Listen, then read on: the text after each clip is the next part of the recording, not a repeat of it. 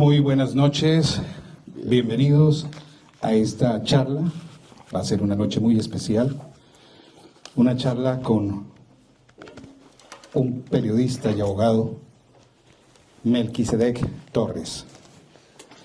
Una charla que se da en el Instituto Cervantes, aquí en Londres, en el Reino Unido, y por supuesto una charla a la cual nos ha invitado la Embajada de Colombia en el Reino Unido. Damos un saludo muy especial, por supuesto, a las directivas del Instituto Cervantes, al doctor Víctor Ugarte, por supuesto al señor embajador de Colombia en el Reino Unido, el doctor Roy Barreras, y a todos ustedes por su presencia. Empezamos invitando al director del Instituto Cervantes para que presente su saludo, doctor Víctor Ugarte. Muchas gracias. Bueno, embajador Roy Barreras, muchísimas gracias otra vez por contar con el Cervantes para esta presentación. También para la consejera Marisol Rojas. Y desde luego para Melquisedec, nombre complicado, Torres, periodista, para hablarnos hoy del centenario de la vorágine de José Eustasio Rivera.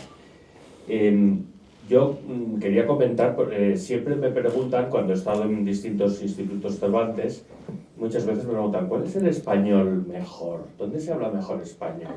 Y nosotros siempre decimos, en todos sitios se habla muy bien. No, pero díganme realmente.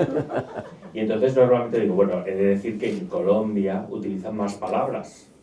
Dice, está demostrado, parece ser que utilizan un número de vocabulario mayor. Pero claro, cuando lees la vorágine, ya dices, ¿cómo mayor? Es que es infinito. O sea, realmente es asombroso el vocabulario nuevo que cada página aprendes en este libro. Es un torrente continuo de palabras y palabras. No hay un sustantivo y un adjetivo que se repitan en esa misma combinación en todo el libro, yo creo. Es algo realmente abrumador.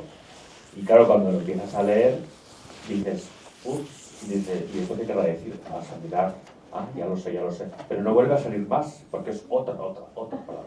Es realmente apasionante y es maravilloso poder leer un libro así. Y además creo que es una manera muy inteligente de reflejar una cosa tan cruda como lo que cuenta el libro. Hay formas de contarlas, son formas periodísticas, formas documentales, pero también hay formas poéticas de contar la barbarie, de contar el horror, y de una manera muy intensa. Y por eso es un libro que creo que llega muy dentro y es realmente apasionante. Y me alegro de que se celebre este centenario aquí en el Instituto Cervantes. Nada más y muchísimas gracias.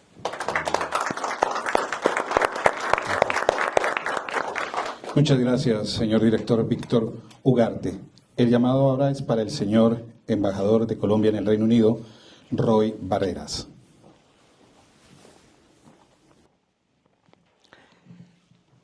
Muchas gracias de nuevo a nuestro anfitrión, Víctor Ugarte, por acogernos en esta casa del idioma español, en esta casa que nos hermana a todos.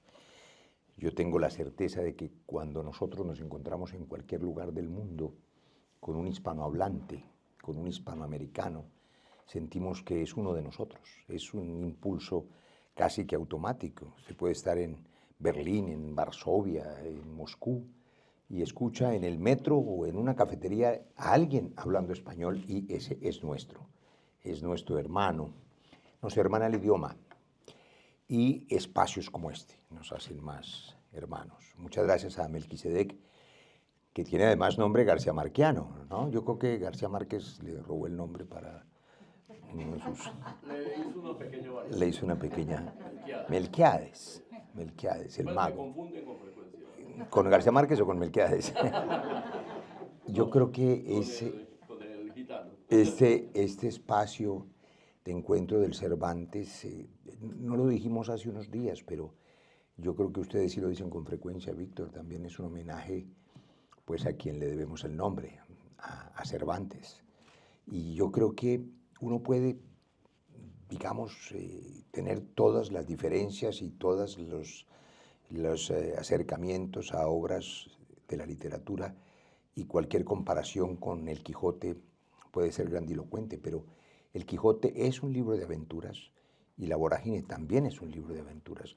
Y de muchas maneras Arturo Cova es un Quijote y Alicia también es una Dulcinea, solo que Alonso Quijano quería más a Dulcinea que Arturo a Alicia.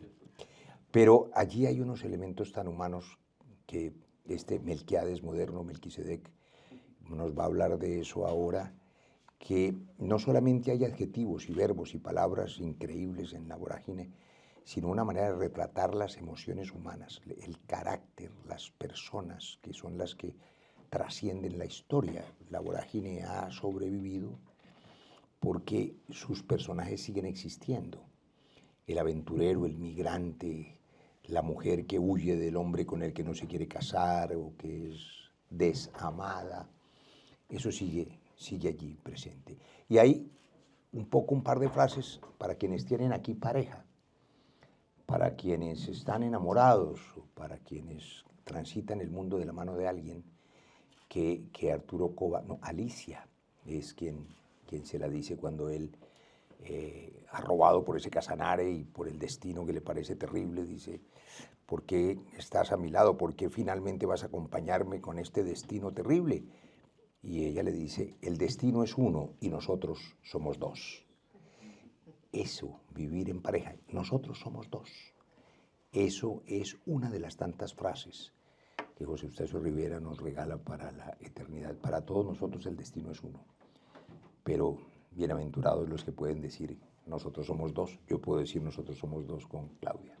De manera que, profesor Melquiades moderno, Melquisedec, este podcast está listo para que usted le enseñe a la nueva generación de colombianos desde Londres qué es La Vorágine. Saludo al poeta Fernando Denis. Estábamos leyendo sus poemas ahora con la nueva generación de colombianos, estudiantes de universidades públicas. Y estaba leyéndonos otra historia de amor, la de Lilith, la primera esposa de Adán, que en la versión de Fernando Denis, al ser desplazada por Eva, se convirtió en serpiente y por eso le dio la manzana. Muy bien, bienvenidos. Bueno, ahora sí vamos entonces a entrar al podcast. Podcast en vivo. Me dicen, vamos a grabarlo, entonces me dicen Melquisedec que usted es su lugar. Bueno, está usurpando Este es el su mío. espacio. Mucho gusto, mi nombre es Pedro Prado, soy periodista de Express News, un medio latino para los latinos, para los latinoamericanos y por supuesto para los colombianos. Es un gusto hoy presentar y estar aquí para grabar este podcast Migrantes, y qué mejor que hacerlo con un gran migrante. Entonces vamos a comenzar y quiero presentarles a un periodista de más de 30 años de labor. Un periodista que además es abogado, y esa mezcla de periodismo con el periodismo y el derecho lo llevó a una idea fantástica. Esa idea está aquí, reflejada en un documento, una ley que pues, nos lleva a hablar hoy de los 100 años de La Vorágine. 31 de octubre de 2024, no se preocupen, no la voy a leer toda. Dice el objeto: la presente ley tiene como finalidad que la nación se asocie y rinda un homenaje público a través de distintos reconocimientos de carácter histórico, cultural y material para la conmemoración de los 100 años de la primera edición de la novela La Vorágine del novelista, poeta y político colombiano José Eustacio Rivera Salas, que comenzó a circular en noviembre de 1924. Ninguno de nosotros estaba en los pensamientos de nadie, pero ahí estábamos, con esa novela, teniendo en cuenta los invaluables aportes y contribución a las letras latinoamericanas y su influencia a las obras contemporáneas. Sobra la pregunta, pero así somos los periodistas, nos gusta preguntar y preguntar. ¿Qué lo trae a Londres, al Reino Unido, Melquisedec? Gracias, Pedro, gracias al Instituto Cervantes, al señor embajador, a su equipo, Marisol, Claudia y mi compañero de viaje, Fernando Denis, por este momento tan gratificante aquí en esta urbe, esta zona cosmopolita, que tanto bueno y tanto malo ha tenido para el planeta, como en general cualquier lugar del mundo, sin duda.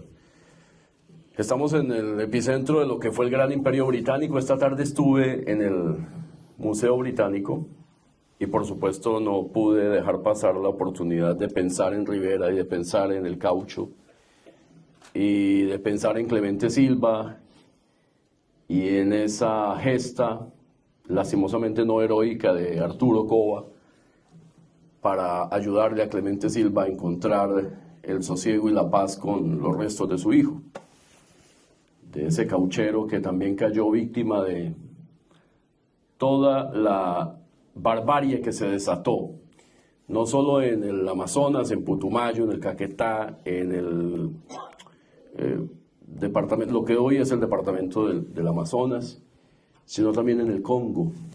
En la misma época, el rey Leopoldo de Bélgica se adueñó como persona particular de millones de hectáreas para explotarlas con el caucho y con la sangre de millones de africanos. Seguramente puede a algunas personas sonarles una retórica ya gastada, insistir en ese peso que tienen las que han sido y grandes fueron potencias o imperios como en el que estamos hoy sentados acá. Y eso que está en el Museo Británico pues es una expresión clarísima de lo que pasó. Seguramente tendremos que agradecerles que las cuidan muy bien, todas esas maravillas de la humanidad. Pero no podemos dejar pasar por alto que son producto de un saqueo, como fue producto de una barbarie casi sin fin, la explotación del caucho para proveer de un material al mundo desarrollado. En esos, y ya entraremos en los 100 años Sí. de la vorágine, entraremos en la novela como tal, pero visitaste el museo. Sí, claro.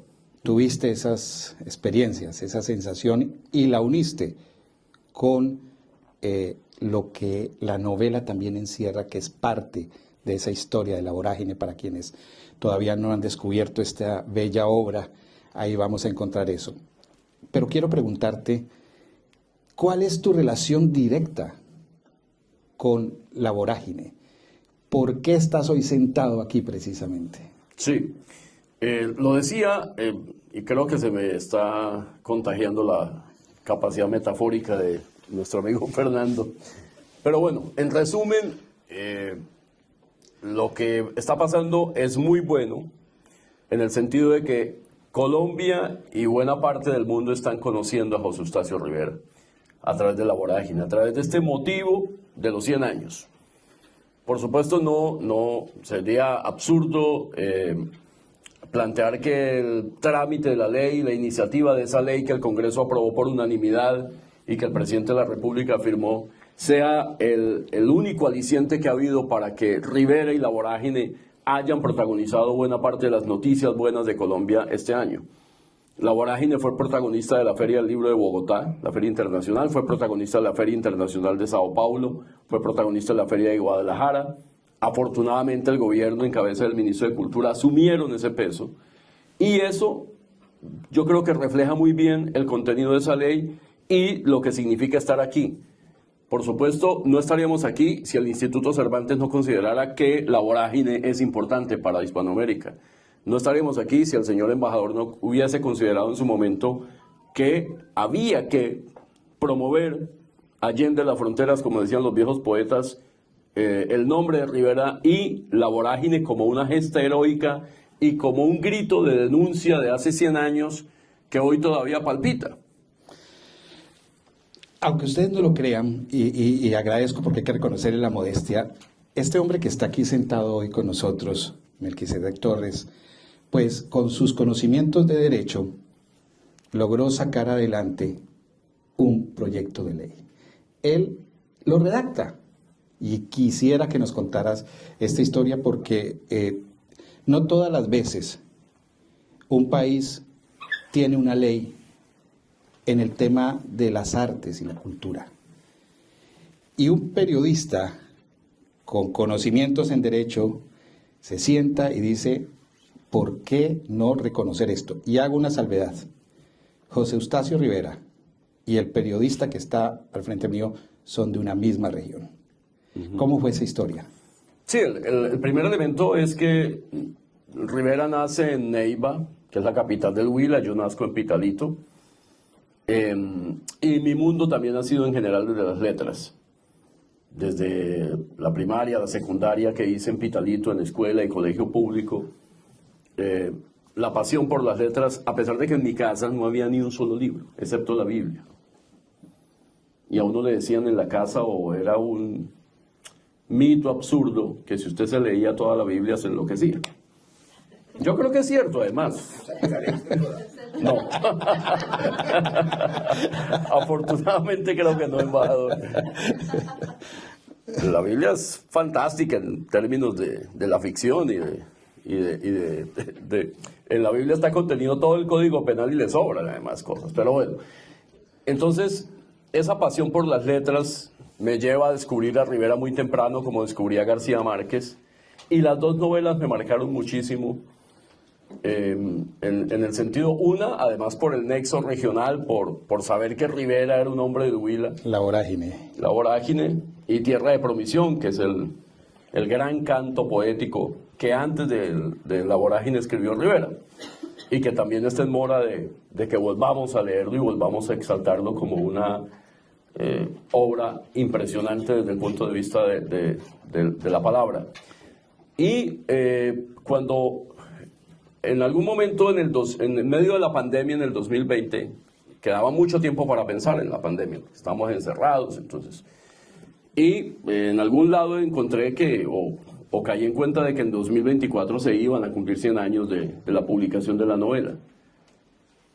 Y empecé a escudriñar y encontré que en realidad Rivera casi estaba padeciendo 100 años de soledad. Él y su novela. A pesar de que la novela ha estado en el pensum académico, la han leído los estudiantes, etc. Pero generalmente muy pocas veces se tomaba en cuenta como una gran novela de Colombia. Seguramente ayer lo hablábamos en el London School of Economics, en el conversatorio, de por qué esa soledad de la novela. Y había algunas ideas que expuso el señor embajador, que expuso la profesora Erna Ponwalde, que expuse yo. Y seguramente 100 años de soledad también eclipsó muchísimo de la literatura colombiana. Pero a pesar de eso encontré, por ejemplo, que Antonio Caballero, el gran periodista y escritor, hizo alguna vez un prólogo para una edición de la Vorágine y dijo que era La Vorágine la gran novela de Colombia, por encima de 100 años de soledad. Porque reflejaba mucho mejor el espíritu nacional, los dolores del país, las tragedias y los dramas de los colombianos que cualquier otra obra, y además lo había hecho desde mucho antes, cuando en Colombia las novelas eran románticas, eran los poemas de Vargas Vila que tenían seguramente un dolor, una fuerza, pero no pasaban de allí, o María de Jorge Isaacs, una gran novela romántica. Pero La Vorágine rompe eso y se convierte en la primera gran novela latinoamericana. Por supuesto, había 2 o 3 autores en Brasil o en Perú, Jorge Icaza con Guasipungo y algo en México, pero esa novela de Rivera rompe eso. Y entonces, cuando encuentro que a pesar de todos esos méritos, la novela no tenía el reconocimiento que debería tener, planteé, incluso encontré por ahí la publicación en Facebook, dije, ¿y por qué el Huila no va pensando desde ya cómo celebrar al más alto nivel los 100 años de esta novela? Lancé la idea, pero nadie la tomó. Entonces, 2 años después, redacté el proyecto, hice la exposición de motivos, como debe hacerse, aquí lo sabe el señor ex senador. Y lo inusual ahí es que sea un ciudadano el que logre que el Congreso Sí. lo escuche, porque normalmente usted lo sabe, el acceso ciudadano para un proyecto de ley pues es muy restringido desde el punto de vista constitucional. Y esa es mi siguiente pregunta, porque hasta ahí tenemos la magia, lo que hace una novela, lo que hace la literatura, lo que hace un buen escrito. A ti te motivó, y te motivó más allá de dejarte unas emociones, y esas emociones las transmitiste en un acto específico, y fue generar toda una redacción para que eso fuera ley de la República. Pero si así fuera de fácil las cosas, pues estaríamos llenos de leyes también, ¿verdad? Bueno, estamos llenos Ojalá de no, leyes. ojalá no fuera fácil. No, y ojalá no sea fácil. Pero la pregunta es, ¿cómo fue ese proceso? Lidiar con tanto trámite, toda esa escala que hay que hacer para que eso finalmente, el 31 de octubre de 2024, tenga la firma del presidente. Yo la redacto, armo toda la exposición de motivos, la estructura que debe llevar un proyecto de ley y se los presento a los congresistas de mi departamento del Huila. Ellos lo aceptan, la firman y demoran 3-4 meses en radicarla. Ese es el primer paso que yo decía, bueno, ¿y esto por qué no se agiliza? Bueno, Parece que fueron a pie desde el Huila hasta Bogotá. tenían la velocidad de lo que dicen que tenemos los nacidos en el Huila. Tenemos el estigma de que somos lentos. Se demoran 3 meses en radicarla. Y listo, la radicaron y empezó el trámite abril del 2023. Yo dije, perfecto, a final de este año está aprobada y podemos hacer todo lo que estamos planteando en el 2024 sin ningún problema. Obviamente el Congreso está lleno de proyectos de ley de toda índole. Buenos, malos, regulares, absurdos, ridículos, etcétera. Pero sobre todo, la agenda legislativa, aquí lo sabe el doctor Roy, la maneja el gobierno.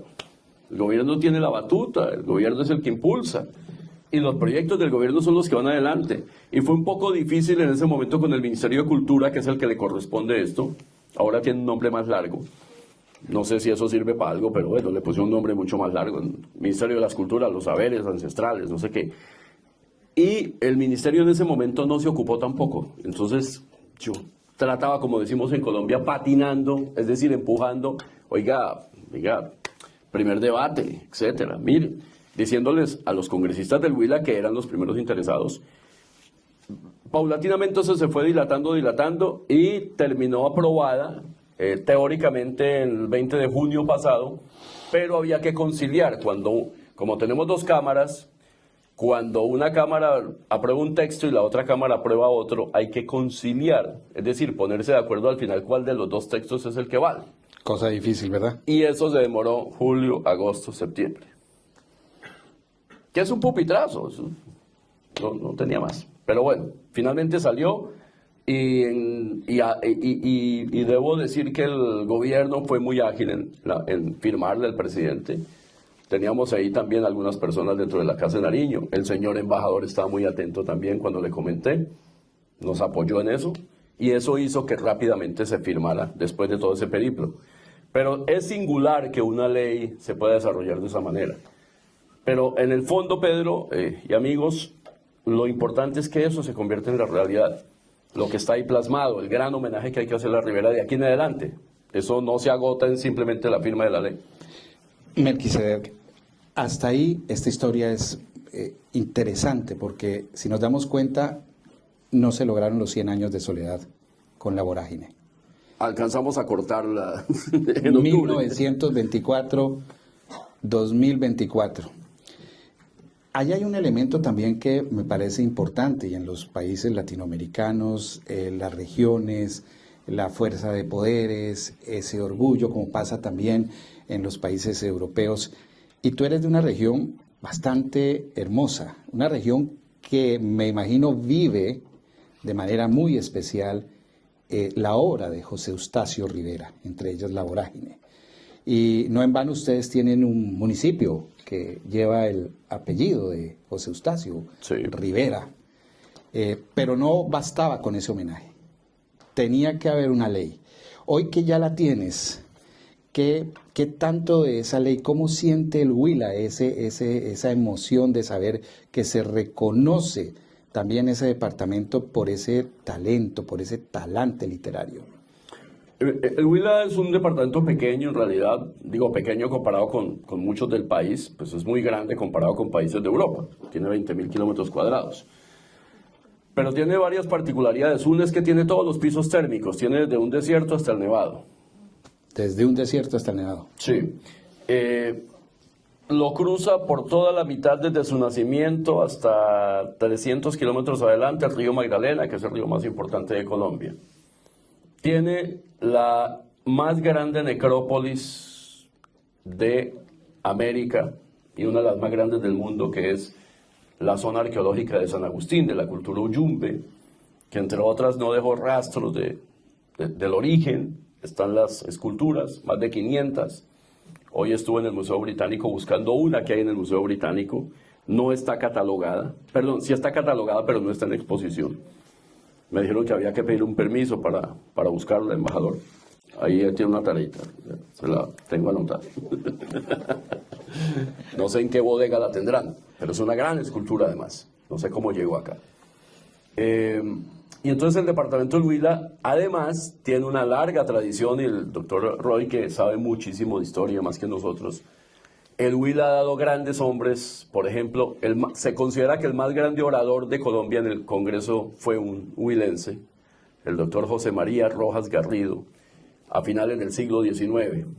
Incluso hay algunos textos de la capacidad oratoria. Aquí tenemos una expresión todavía de esa oratoria que supervive en el país. Colombia eso, tiene una tradición hermosa de la capacidad del lenguaje que usted hablaba. Y eso se expresa, el Huila tiene un gran compositor de música, que es el doctor Jorge Villamil. Falleció hace unos años. Se van a cumplir justamente en 2027 100 años de su nacimiento. Es un gran compositor de la música autóctona de Colombia, Y que entre también, otras era un gran poeta además. O sea, las canciones de Villamil son poesías. Le cantaba al paisaje y convertía el paisaje en sentimientos humanos. Hay una canción que se llama Lloran los guaduales. Luna roja, que le canta al llano, etc. Entonces, el Huila tiene un gran componente de ese sentido de la vida a través de la palabra y de la música. Melquisedec, te preguntaba eso precisamente porque, pues lo podemos ver, es la pasión que se tiene desde la región, pero además el talento y cómo se proyecta. Y todo esto para que ahora sí nos vayamos, sí, con José Eustacio Rivera. Desde el acercamiento que has hecho a tu investigación, a todo este trabajo, ¿quién era José Eustacio Rivera? ¿Cómo era ese huilense? ¿Por qué termina este huilense hablándonos de la selva? ¿Por qué, como los migrantes precisamente, emprende un viaje en esa novela tan grande que hoy estemos hablando de él y que sea tan actual? Pero ¿quién era él? José Eustacio Rivera, un hombre que nace, bueno, ahí hay una discusión histórica, pero yo creo que esa discusión Fecha está... de nacimiento. No, la fecha, sino el lugar de nacimiento. Hoy hay un municipio al lado de Neiva, que es la capital del Huila, que se llama Rivera, en homenaje a José Eustacio, porque la familia Rivera tenía una finca en un corregimiento que se llamaba San Mateo, es decir, era una parte de Neiva, después se vuelve municipio. Él crece en San Mateo, pero en realidad, según la partida de bautismo y los documentos de su biógrafo, que fue el chileno Eduardo Neales Silva, Rivera nace en la calle Octava con Octava de Neiva, que es donde pretendemos que haya un gran centro de memoria a Rivera. Un centro cultural que haga todo el homenaje posible a Rivera. Y él se forma en la escuela normal de la ciudad, de la pequeña ciudad que era Neiva. Tenía unos tíos con alguna notoriedad política, los tíos Rivera y los tíos Salas, y ellos lo patrocinan para que vaya a estudiar Derecho a la Universidad Nacional en Bogotá, lo cual en 1910, 1911, pues era realmente muy restringido que alguien desde la provincia llegara a Bogotá a estudiar. Y la causa fundamental de por qué Rivera termina absorbiendo todas estas grandes historias de la selva, del llano y que están expresadas en la vorágine, es que él se gradúa en la Nacional como abogado con una tesis sobre las herencias, sobre el derecho sucesoral. Y a raíz de ello, un llanero del departamento del Casanare lo contrata para un pleito por una herencia. El señor Oropesa era el, como dice el viejo Código Civil en latín, el de cuyus, el fallecido, y había un pleito entre el hermano del fallecido y la viuda. Y Rivera llega a Orocué Casanare a apoderar al señor hermano Oropesa del fallecido, y en medio de los primeros debates jurídicos, Rivera cambia de bando y termina defendiendo a la viuda. Hoy eso podría considerarse una falta de ética. Eso te iba a preguntar. En esa época. Depende de la viuda. Se puede obviar el problema de la viuda dependiendo de la viuda, ¿de acuerdo? Rivera cambia de bando. Es Perdón, decir, no me meto más porque aquí va a haber problemas. para- Él cambia de bando y termina defendiendo a la viuda. Y ahí en Orocué, que es un lindo remanso al lado del río Meta, que es gigantesco, que a su vez deposita sus aguas en el río Orinoco, que es más inmenso. Orocué en esa época era un puerto muy importante porque por el Atlántico, entrando por el Orinoco, pasando al Meta, Orocué era el puerto más importante de esa zona oriental para Colombia. Y por ahí entraban vapores europeos o llegaban con mercancías europeas. Y había mucho movimiento de árabes, turcos, de gente de las Islas Antillanas, etc. Y eso alrededor también del negocio del ganado. Y ese puerto, Orocué, era el centro en la práctica de esclavismo, como lo fue Cartagena para los esclavos africanos. Esta era la zona donde reclutaban a los caucheros, que no sabían que iban a ser esclavos. Ahí los reclutaban, y la señora que aparece en la novela como la turca Hiram, en realidad existe, pero con otro nombre, y su esposo era un reclutador de caucheros. Y él empieza en Orocué a conocer las historias de esos caucheros y de cómo vivían allá, etc. Pierde el pleito, pero la señora le paga muy bien, y con eso Rivera vive hasta su muerte en Nueva York. Hay unos registros en Orocué del pago de transacciones por 500 cabezas de ganado, por 200 cabezas de ganado a favor de Rivera. Por supuesto eran grandes hacendados. El pleito era por unas fincas grandes, que son las de los llanos colombianos, fincas de 5.000 hectáreas, 10.000 hectáreas, 20.000 hectáreas, 20.000 cabezas de ganado, etc. Y eso le permite a Rivera no solo conocer esa gran historia alrededor del caucho, sino también tener una tranquilidad económica a pesar de que pierde el pleito. Y él lo pierde diciendo que el pleito que el fallo fue injusto, y entonces en la novela él toma venganza contra el juez y lo pone como un tipo deshonesto, como decimos en Colombia, torcido, que falla por otros intereses. Obviamente él cambia los nombres de todos los personajes, pero cuando uno va a Orocué, yo estuve allí hace 6 meses, y hay un centro de documentación donde vivió Rivera 2 años, y allí le dicen, esta persona que aparece en la novela era tal, con tal nombre, y Rivera le dio la vuelta al apellido o al nombre, pero en realidad en Orocué todos saben a quién se refiere Rivera en la novela. Entramos a ese mundo fantástico de la literatura y de nuestros grandes escritores, donde la ficción se confunde con la realidad, o no sé si la palabra sea confundirse, pero hay una mezcla. Como La Luciérnaga. Ok, La Luciérnaga, para que lo sepan, es el programa radial donde Melquisedec hace su programa diariamente. Es un programa que tiene muchos años, desde el 91, y una historia muy grande. Entonces, este personaje que ven aquí también es un periodista que está día a día allá. Pero te preguntaba, ¿se mezclan la ficción con esa realidad? Y ya pasamos entonces de quién era José Eustacio Rivera y entramos a cómo él se apropia, por así decirlo, de sus vivencias. ¿Qué tanto de la vorágine desde tu punto de vista, desde esa realidad, ¿o qué parte de la vorágine crees que es más ficción que realidad? Yo creo que toda la novela es real, no tiene nada de ficción.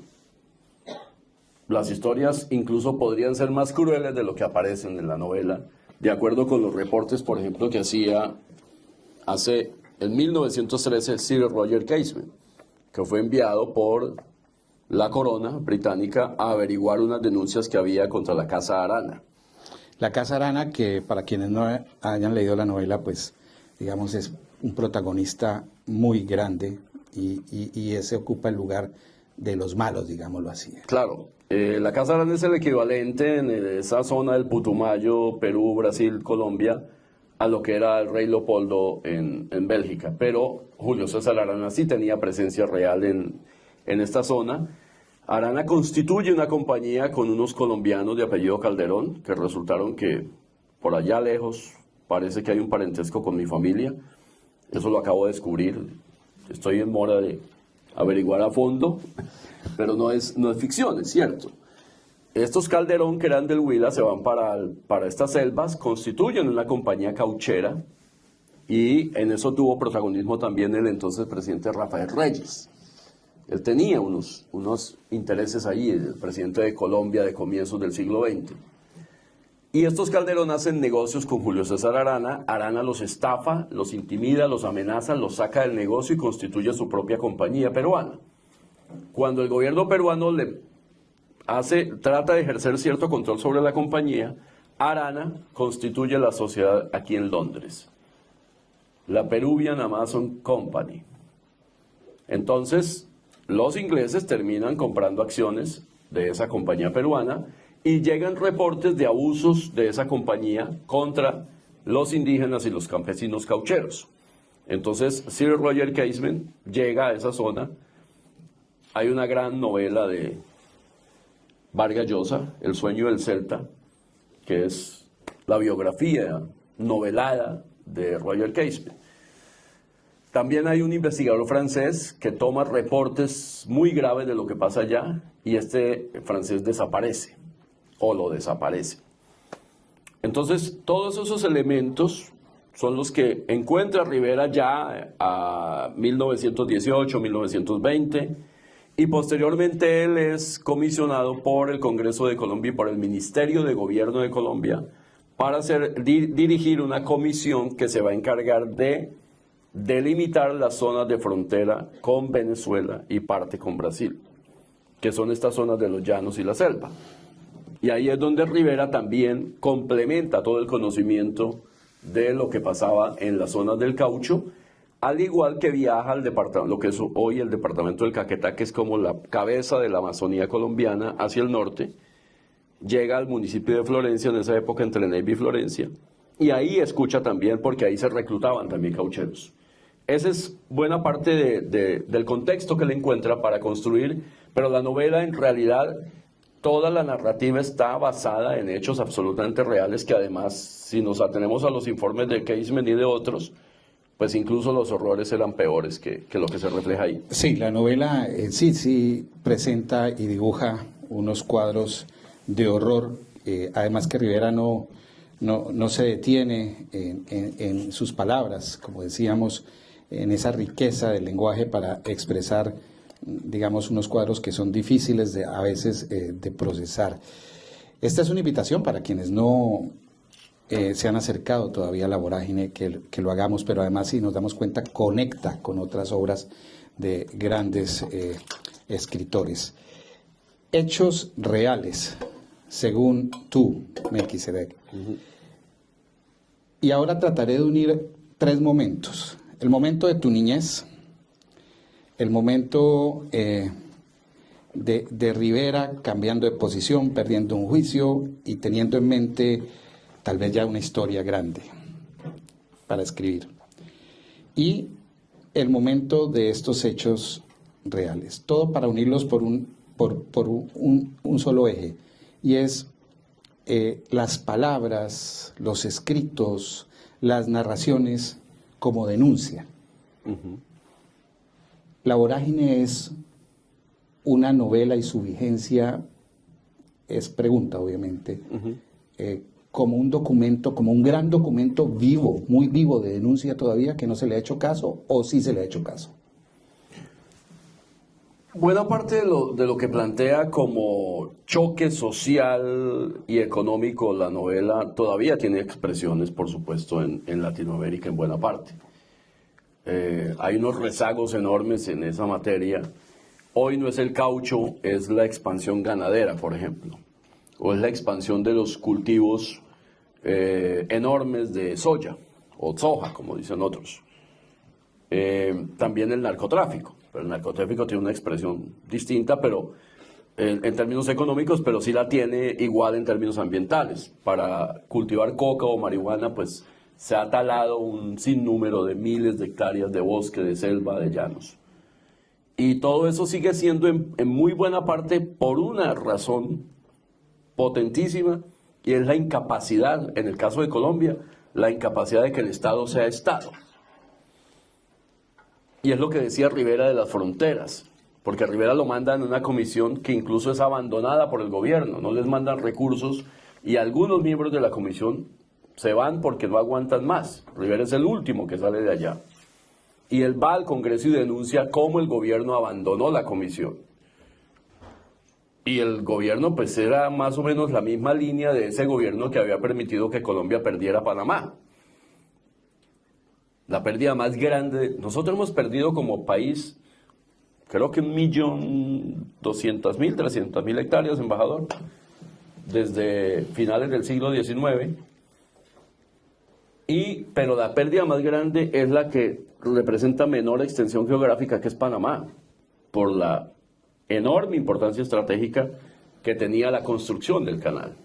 Incluso Bolívar ya planteaba la conexión del Atlántico y el Pacífico. Entre otras, hace poco estaba leyendo que Bolívar, un paréntesis aquí, Bolívar hizo muchos acercamientos y tentativas cuando el Imperio Español no reconocía la independencia de Colombia. Bolívar hizo muchas tentativas de lograr una alianza con Inglaterra, porque Bolívar consideraba que Inglaterra sería el gran socio. Sí, claro. Sí. Y él después tuvo unos enviados, un embajador acá, que hizo la tarea. Al final los ingleses no es que les importara mucho, pero pues tenían también su problema con Estados Unidos, etc. Todo eso, para decirlo de nuevo, Pedro, me perdí, es la ausencia absoluta de Estado. Cuando el Estado no existe, otros ocupan su lugar, como en el corazón. Sí. Pero aquí es más grave, porque lo ocupan con armas ilícitas, con dinero ilícito, con violencia, y todavía no se está pasando, desafortunadamente. Claro que había hecho la relación de las tres capas, porque en esencia también Melquisedec y los que hemos escuchado su trabajo también es de denuncia. Entonces allí creo que también hay una influencia, digámoslo, positiva hacia esa profesión. Pero veamos la vorágine, y ya en estos últimos minutos también desde... Pero déjeme hacer una anotación, ya que dice lo denuncia. Rivera no solo denuncia en esta novela, porque fíjense que la novela tiene un inicio con una carta al ministro de gobierno y termina con una carta al ministro de gobierno. O sea, Rivera quiere materializar a través de la novela un acto oficial de denuncia, porque toma como fundamento una carta extensa de Arturo Cova. Se supone que él encuentra unos manuscritos de Cova y entonces los convierte en la denuncia y se los remite al ministro de gobierno. Y la novela termina con otra carta. Pero Rivera, en el Congreso de Colombia, porque él fue congresista de Colombia y fue parlamentario, también denunció los primeros contratos que Colombia había firmado para explotación de petróleo. Hay una especie de mito, pero puede tener visos de realidad, que cuando Rivera muere en Nueva York, tenía redactada ya su segunda novela, que se llamaba Oro Negro, que era una denuncia sobre las concesiones que Colombia había entregado ya a compañías de Estados Unidos, como la Troco, la Andean Corporation, etc. Y además en el Congreso hizo denuncias por corrupción de altos funcionarios del gobierno que eran de su propio partido político, el Partido Conservador, que fue el que dominó Colombia hasta 1930. Además de la denuncia y la novela aquí cobra mucho valor, pues esta novela también toca otros temas. Arturo, Alicia, el amor toca el tema de la selva amazónica, lo que significaba y no deja de significar en ese entonces, a principios de siglo. El tema del amor, hablaba de que casi todos los hechos son reales. ¿Qué pasa con Arturo y Alicia? ¿Realmente existieron o hacen más parte de esa ficción para llegar al gran tema de la vorágine? Había una pareja de muy estrecha amistad con Rivera, que es Franco Zapata y su esposa Alicia. Y todos le atribuyen los biógrafos, o Eduardo Neales Silva y nuestro amigo Isaías Peña Gutiérrez. Isaías, que es uno de los grandes personajes que ha hablado de este tema. Es el biógrafo vivo de Rivera y le debemos todo el homenaje, gran amigo de Fernando. Isaías plantea en sus discusiones que hay todos los elementos de juicio para determinar que Rivera se basa en este amigo y en su esposa para la creación ficticia de los personajes. En realidad la novela en términos de amor es bastante decepcionante, como decían ayer los traductores, porque además quisieron encontrarse los traductores de la edición inglesa que se presentó ayer, y con toda razón decían: nosotros esperamos encontrar un héroe, y Arturo Coban no es un héroe. Intenta hacerlo, pero tiene una personalidad tan conflictiva, tan problemática, tiene egoísmo. Bueno, estamos hablando de un contexto de hace 100 años, pero el trato a Alicia es despectivo. El mismo Rivera creo que es absolutamente injusto con Alicia. Alicia termina siendo, a pesar de que empieza con ella la novela, y además hay una dedicatoria quizá a ese amor seguramente incomprendido de otra mujer que no se llamaba Alicia, pero Rivera la trata muy mal en la novela. Le da un espacio insignificante, y eso creo que duele mucho cuando uno intenta, y él mismo describe a Alicia, y uno dice: pero ¿por qué la trata así? O sea, a mí eso es de las pocas cosas que me caen mal de Rivera.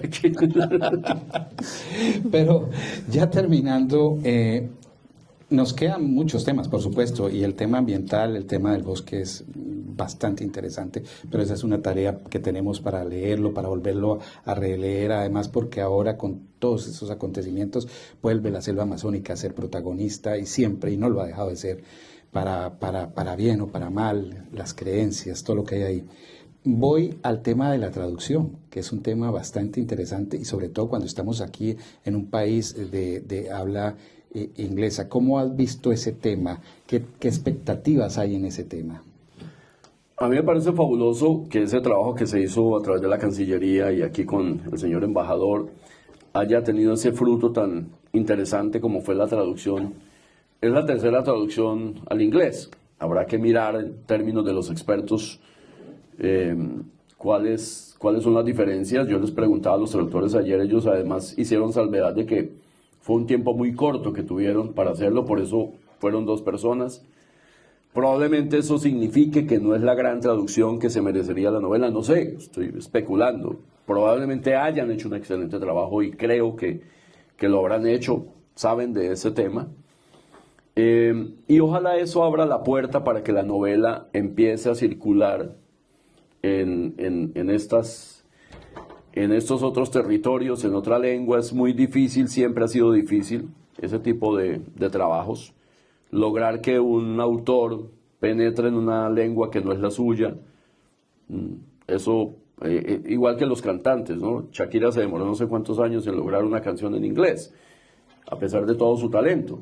Entonces eso también implica un poco, pero es absolutamente valioso que eso se haya hecho. Creo que se hizo en otras lenguas también. No estoy seguro, creo que había una convocatoria en la Cancillería para el francés y el portugués.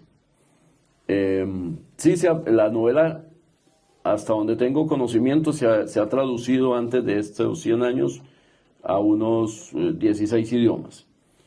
Yo he logrado conseguir 7 traducciones: portugués, ruso, alemán, inglés, italiano, y ojalá esto sea el gran motivo para que se vuelva más universal, que lo es.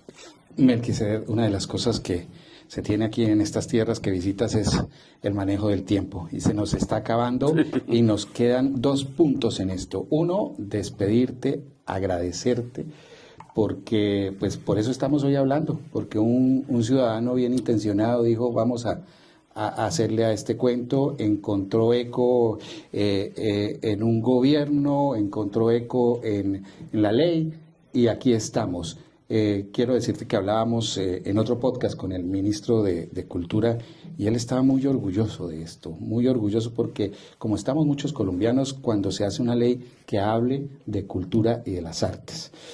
Y esta es la hora de invitar a una persona que también tiene unos rasgos, digamos, de literatura, de política, y todos los que lo conocemos sabemos que tiene grandes aportes. Entonces yo quisiera invitar a que nos hiciera algunas preguntas ya de tú a tú con la vorágine al señor embajador Roy Barreras. Le voy a pasar el micrófono al señor embajador entonces para que también dialogue un rato con este periodista. Gracias, Pedro. No voy a hacer preguntas porque entre las preguntas y las respuestas tendríamos que programar otra hora. Y aquí hemos empezado a aprender que nos quedan apenas unos minutos. Pero seguramente yo quiero, como decía Pedro ahora, reconocer el trabajo de Melquisedec Torres. Bien podría Melquisedec, que es un periodista muy reconocido en Colombia, los colombianos lo escuchamos todas las tardes en la Luciérnaga, y estoy seguro que muchos compatriotas de los 50.000 que viven aquí, del 1.000.000 que viven en España, de los 10 millones que viven afuera, se conectan en cualquier hora. Yo escucho la Luciérnaga, creo que entra a las 2 de la madrugada. De hora de Colombia. De hora de aquí, porque, sí, está sí. grabada. Cuando termina son las 11 de la noche. Son las 11 de la noche y la graban, y creo que la vuelven a poner tipo 2 de la mañana o en la madrugada. Muchos colombianos oímos la Luciérnaga. Bien podría Melquisedec dedicarse a eso, solamente. Y es un gran trabajo informar a los colombianos. Y otras actividades que tiene, seguramente heredó las cabezas de ganado de José Eustacio Rivera. Pero le sacó tiempo a una actividad que no produce sino placer histórico, para recomponer una historia, resucitar un hombre que murió muy joven, resucitar su obra y recordárnosla a los colombianos y a los latinoamericanos. Es una tarea que no todo el mundo hace, Melquisedec. Muchas gracias por dedicarle una parte de su vida a la literatura. Otros tienen la bienaventuranza, como Víctor Ugarte, de dedicarle no una parte, sino toda la vida a la cultura, razón por la que lo envidio mucho. Pero yo quisiera solamente decirle a Melquisedec, yo le voy a poner un ejemplo, y seguramente usted pone otro, para quienes nos ven en el podcast y nos escuchan aquí, se entusiasmen con la vorágine. Yo solamente les pongo este ejemplo. Cuando uno está fuera de la patria, cuando está en esta ciudad que es muy bella y es hermosa y es histórica, pues lo que no ve aquí son los amaneceres de los llanos orientales, ni las selvas, ni los ríos tormentosos, y ese trópico fabuloso, y esos pájaros y esos peces. Pues entonces lean la vorágine. Lean la vorágine, que no solamente es historia, no solamente es denuncia, no solamente es poesía, sino que es una gran novela. Léanla para que disfruten esos paisajes y esos amaneceres. Léanla para que vean cómo la pequeña cúpula del sol en ese amanecer se levanta y estalla de manera asombrosa en colores para que el rojo suba hacia ese azul maravilloso, que es una de las maneras como describe José Eustacio Rivera uno de los tantos amaneceres. Lean La vorágine o vuelvan a leerla si no la han leído, que es mucho mejor que cualquier serie de Netflix. De manera que léanla para ver los paisajes. Usted le diría a su gente, a la que ha invitado con su ley, que es autor usted realmente de esta ley, en este periplo, en el esfuerzo, que lean La vorágine especialmente. ¿Por qué? Hay que leer La vorágine para sentirnos realmente colombianos. Puede sonar un poco patriotera la invitación, pero yo creo que cuando encontramos esas vidas tan azarosas, tan dramáticas que retrata la novela, pero a su vez encontramos gente que se juega el pellejo en las condiciones más difíciles, como estos llaneros, porque la novela además tiene una particularidad, tiene una primera parte fabulosa desde el llano, desde la mirada del llano, y la segunda parte que es absolutamente dolorosa, que es la mirada de la selva.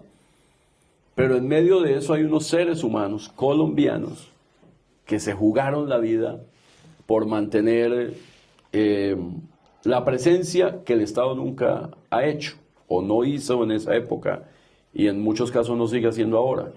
Esos colombianos son los que reflejan realmente la capacidad nuestra. Esos colombianos que, entre otras, en los informes de Sir Roger Casement son defendidos porque trataban bien a los indígenas. Los que abusaban y expoliaban y asesinaban a los indígenas eran los peruanos de la Casa Arana. Y a los colombianos los resaltan porque hacían parte de una avanzada que se instalaba en el Perú y que denunciaba ante su gobierno que el Perú se quería quedar con una parte del Putumayo. No eran soldados, no eran policías, no eran funcionarios. Entre otras, el cónsul que tenía Colombia ya estaba pagado por la Casa Arana. No solo está reflejado en la novela, también en los informes de Casement.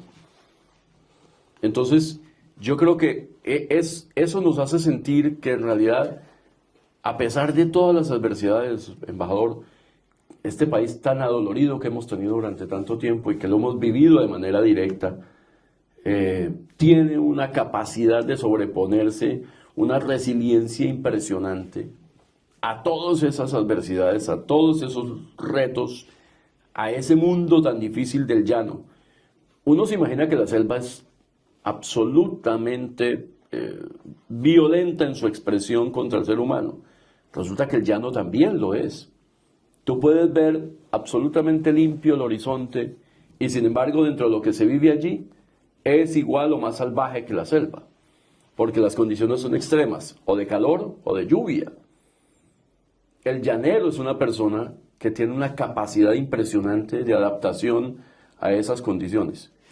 Entonces lean La Vorágine, dice Melquisedec, para sentirse verdaderamente colombianos. Y los que ven el podcast, yo confío en que el podcast de Express News le llegue a millones de colombianos en muchas partes. Porque para terminar yo quiero decirles que ustedes, yo creo que todos se parecen a José Eustacio Rivera. Porque son colombianos que algo hicieron en su tierra, algo dejaron en su tierra y viajaron a un país extraño que hablaba inglés. Rivera se fue a los Estados Unidos con su obra, o con su historia, o con su posgrado, o con su maestría, o con su negocio, o con su saber, o con su artesanía, o con su café. Se fue a otro país que hablaba inglés, con su obra, con el sueño de hacer una película y de triunfar. Es decir, llevó la obra fuera de sus fronteras, llevó su vida también y dejó su vida fuera de las fronteras. Yo creo que los millones de colombianos que salen de Colombia se llevan algo de esa patria y la siembran en otra parte. Y en este caso, la siembran en inglés. Así que lean La Vorágine para ser colombianos, pero sobre todo para ser colombianos que han viajado más allá a dejar una semilla. Muchas gracias, Melquisedec, y muchas gracias a todos por vernos en el podcast y a el podcast de Express News por acogernos en ese espacio virtual y que sigamos leyendo. Gracias. Embajador, mil gracias Pedro, mil gracias Víctor. Muy bien. Muchas gracias a todos. Muchísimas gracias por acompañarnos. Así finalizamos este podcast. Muchas gracias a esta